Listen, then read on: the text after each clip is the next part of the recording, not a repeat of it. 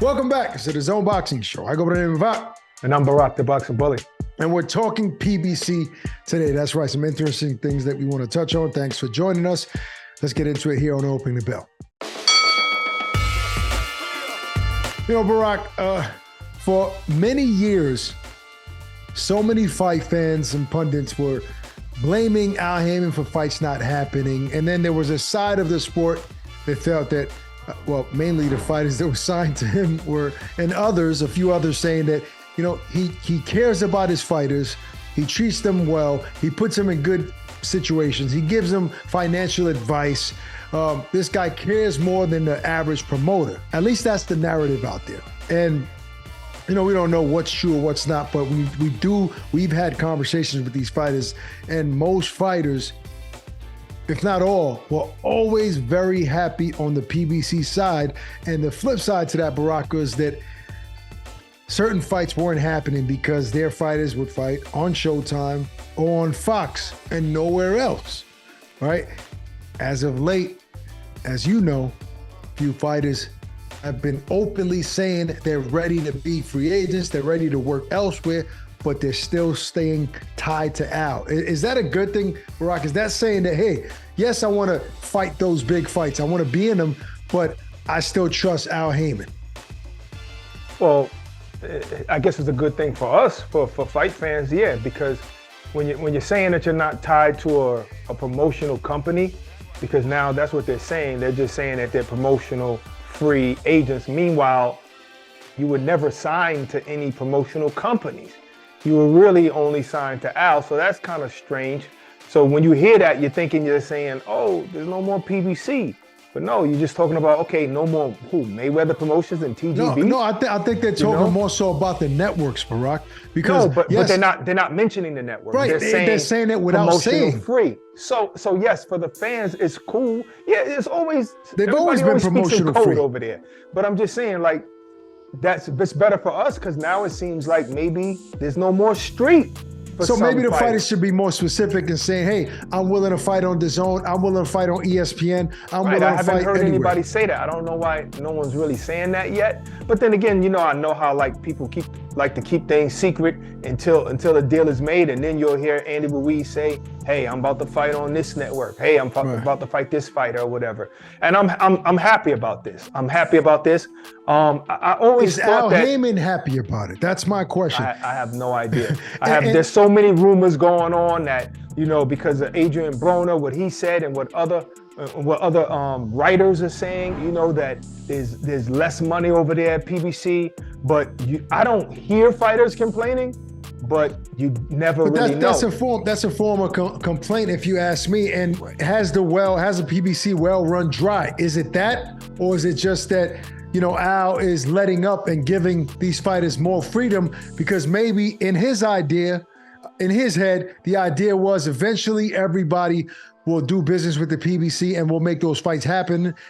But it's not happening, you know, how he envisioned it. So maybe he's letting up and saying, I have to give my young fighters more freedom in order to make those big fights, even if it's on another network. And you knew Al's vision? No, I'm saying maybe. Well, we don't know any of this, but we know that now Tank and Ryan Garcia, Showtime fighter and DAZN fighter, are making a big fight. Now, I know those two guys are different, right? They're huge stars, so they had to make it happen, but maybe this left the door cracked open for other fights. And maybe Al saying, you know what? I can do business with DAZN. I can do business with other people. Hey, guys, put it out there. Put everybody on notice that you guys are open to make big fights. Because remember, Al is an advisor. He's like a manager. He's not a promoter. So in reality, Al can do business with Eddie Hearn, with DAZN, with Bob Arum, with ESPN, with anybody. He's just advising these fighters.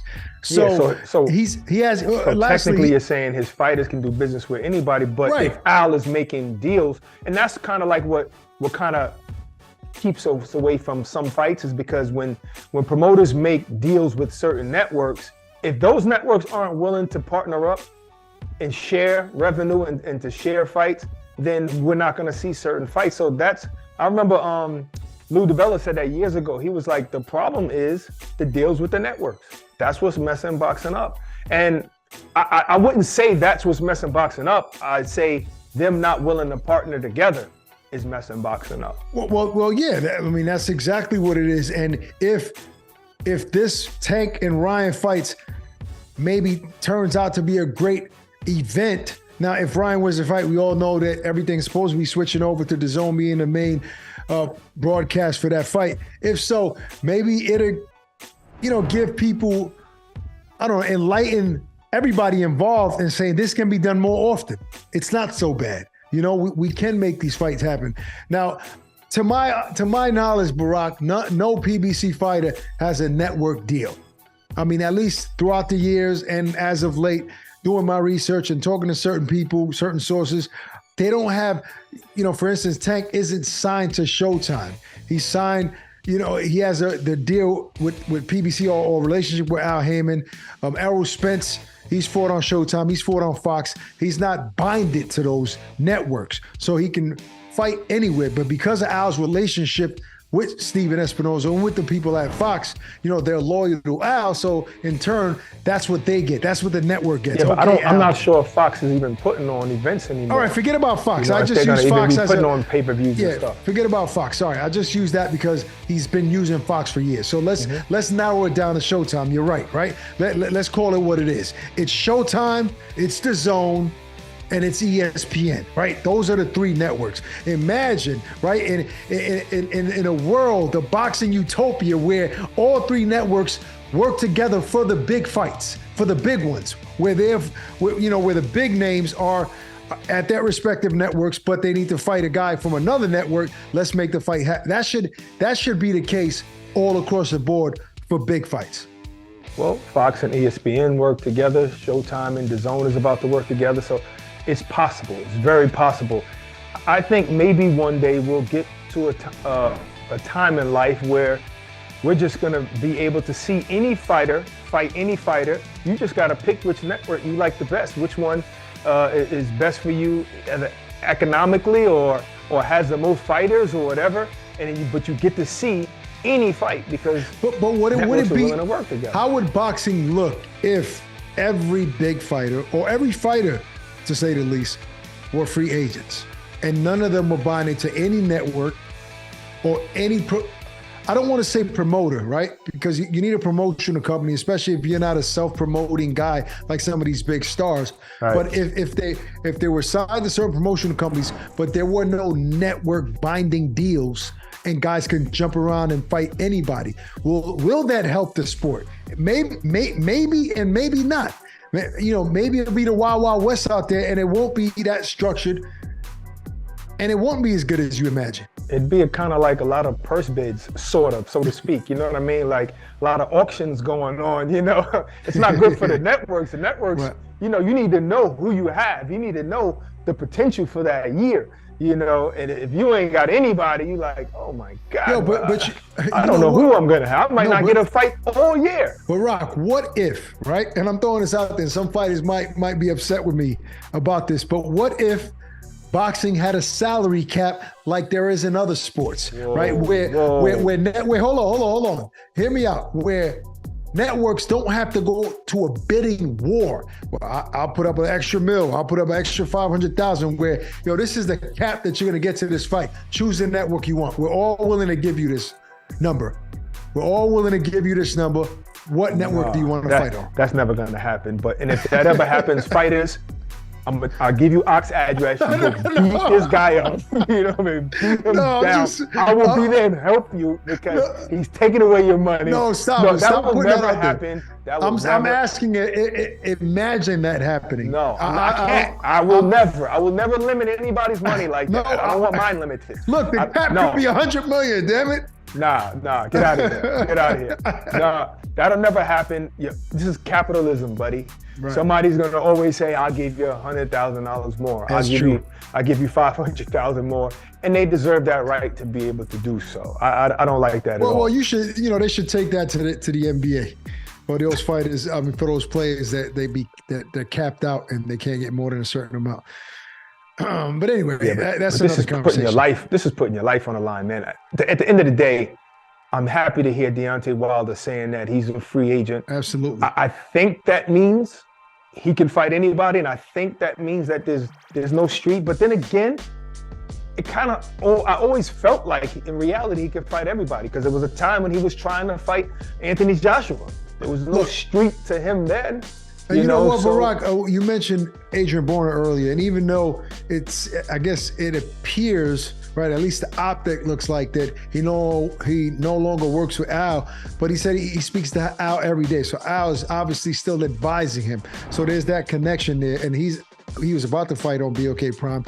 We all know that that's out the window. They couldn't give him what he needed, and these are his words. And he's moved on. I'm wondering if that network is going to survive and what they're doing next.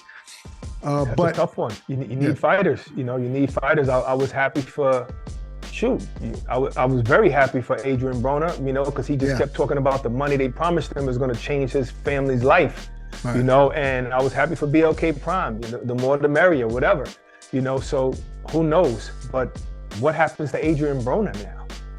If you're really destitute of money right now, he done put his business out there many times. I remember that time he was talking about he only had $13, whether he was joking or whether he was serious.